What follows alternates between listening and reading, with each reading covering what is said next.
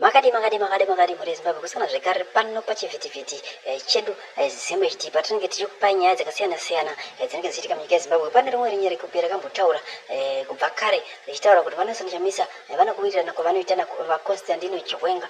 Nyaya idzodzo inyaya dzadzoka zvekare, hazvina kumira mushe. Naizvozvo vaimosada Mnangagwa vari kupulota kuti vaende 2030 neMilitants kabao yavo nerimwe ruzhinji riri corrupt muZANU-PF vari kudhonzera chimoto kuti chinge chichienda ku2030 hazvina kumira musheka. Pane kutaura kuri kunzi Vanessa Chamisa kuwirana kwavari kuita navaChiwenga vari kunzi vanoda kuoverthrowa Emmerson Mnangagwa kuti pange pane imwe new government. Right, kahondo kachaitika munyika yeZimbabwe zvino hazvina kumira mushe. Zvinhu izvozvi hazvina kutogadzikana. Emmerson Mnangagwa basa rake akadzingwa kare, ari kuzama nepaanogona napo kuti ange achida kuti agrebe power chiyazvo but zvinhu hazvina kujeka. Saka pana kuda kuti ndinge ndichikupindirai munyaya zvizere munge muchiziva kuti zvii zviri kumboitika ko zvinhu zvinenge zvisina kumira zvakanaka. Nyaya ine musoro wakamira wakadai seri kunzi ZANU-PF rush to crisis meeting as Chiwenga partners with Chamisa in a plot to overthrow Mnangagwa. Ndo musoro wenyaya uyu. Regai tipinde mutsamba tikuzivise zvizere zviri kunzi izvoni. ZANU-PF is reportedly in a turmoil amid allegation of covert alliance between Vice President Chiwenga and the opposition leader, the main opposition leader, aimed at challenging President Emmerson Mnangagwa's authority. This development is triggered an emergency crisis meeting within the ruling party as officials scramble to address what is perceived as a serious threat to Emmerson Mnangagwa's leadership. Sombra Zimbabwe, ndo nyaya dziri kuitika zvaizvozvo zvinatomira mushe. Thank you.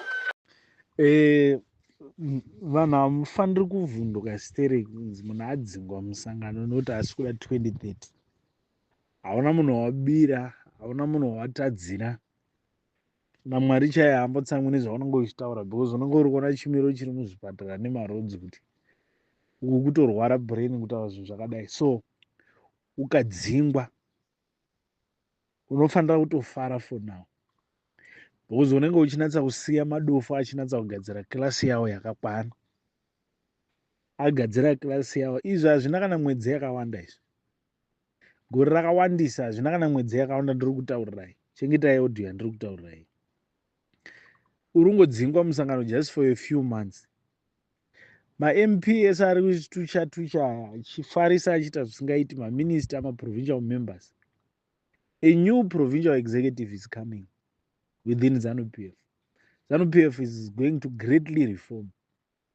Madofo ese vana mabhushi nomona vasingagoni kumultiply, vasingagoni kindergarten mathematics, vari kuenda kuteresi vese vana garwe tichatsvaga timuendesa kungomahuru.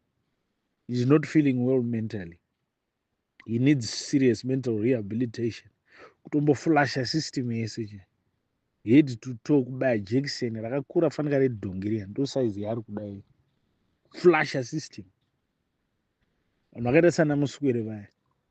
Munhu wese waunongonzwa ndidhokita muZimbabwe ana inofanira kurohwa because matsotsa awanda, manhingirikini aya akungopiwa vanhu kavanhu vari kungotenga mapepa aya.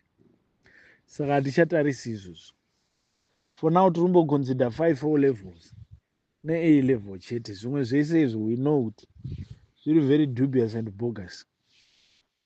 And you see, pari kutodiwa thorough investigation. Whoever that is going to be appointed on merit, which is got an academic basis, kana uri une degree, pachatonatsa kunzverwa zvakakwana kuti toona kuti hatizonyari here senyika. Muna muofisi mozonzwa kuti iyo bogus. Hatisi kuda zvinhu zvakaita saizvozvo. So vari kudzingwa, don't lose heart. It actually calls for celebration because zvinonatsa kutotsanangura kuti washayiwa nzvimbo muklasi yemadufu. Saka klasi yevanhu kwavo, vanhu vari kuziva zvavari kuita, iri kuuya very soon. Hazvina kana mwedzi yakawanda izvi. Ndiri kutaurirai pandiri panapa. Hazvina kana mwedzi yakawanda. You are going to be surprised very soon. Regerai machi apere muone ma-events zvaari kuda kuita. Zvinhu zvichatanga interesting events zvichaitika muZimbabwe zvokuti vanhu vachashamisika zvavasina kumbobvira vakambotarisira futi. So between end of March, let's just say early April, kusvika July, fasten your seat belts. Ndatokuudzai, fasten your seat belts. Then mukaona July yapera, takusvika mid July, maprovincial members ese, vanhu vese vari kuita manyawa avo zvinenge zvapera. What we are trying to do in Zimbabwe, the opposition needs to put their house in order. Hatisi kuda one party state. ZANU-PF needs to put their house in order. We want people who will keep each other on their toes as far as development is concerned. People trying to work so hard to achieve things at record time. This is what we want. Be it ZANU-PF guys, be it Triple C guys. This is what we are looking for. This is what we're fighting for.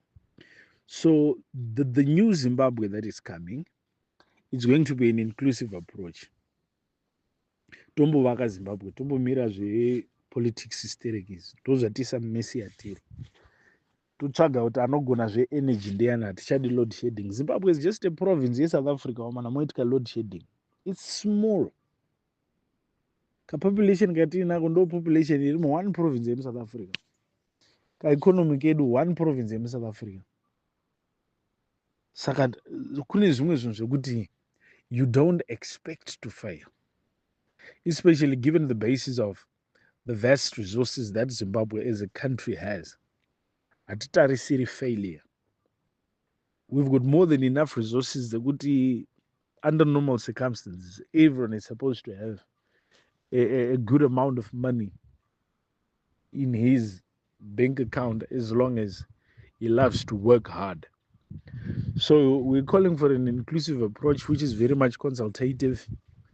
Anecha anogona uyu bata achidhonza nekona iroti Zimbabwe ende kumberi. General Chiwenga vari kumberi. MuZimbabwe muri kuda discipline. Maputi awandisa.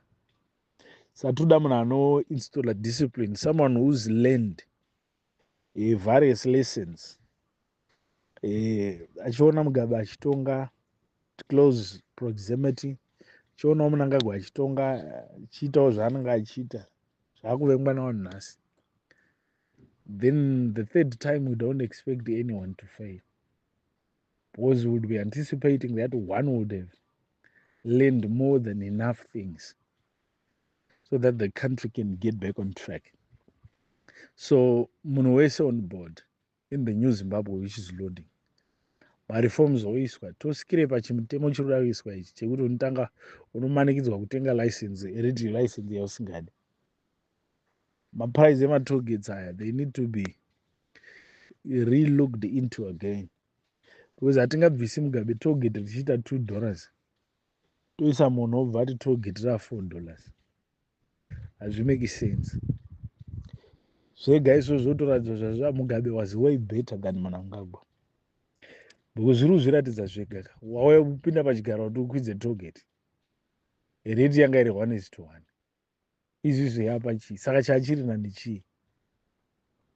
Handisi, hazvitombodi certificate reZJC economics dzakadhakwa kudai kuti uone kuti something is not right.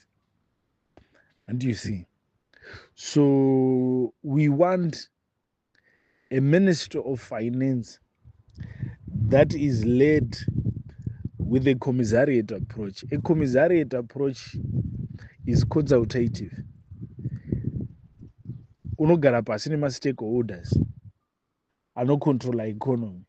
Then you come up with a template which is mutually beneficial to everyone, not just suffocating people with ridiculous taxes. People are supposed to enjoy. People are supposed to live better in their country. That is what we want.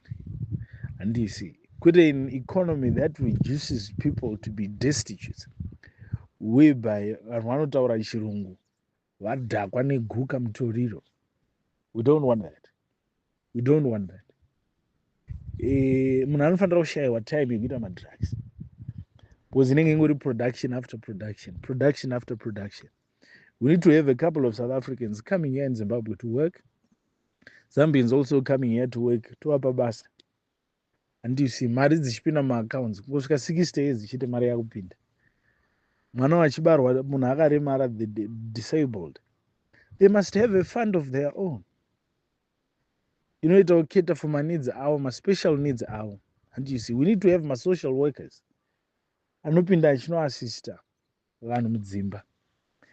If Zimbabwe has got more resources dzatinadzo idzi, chinotitadzisa kuita a better life for everyone.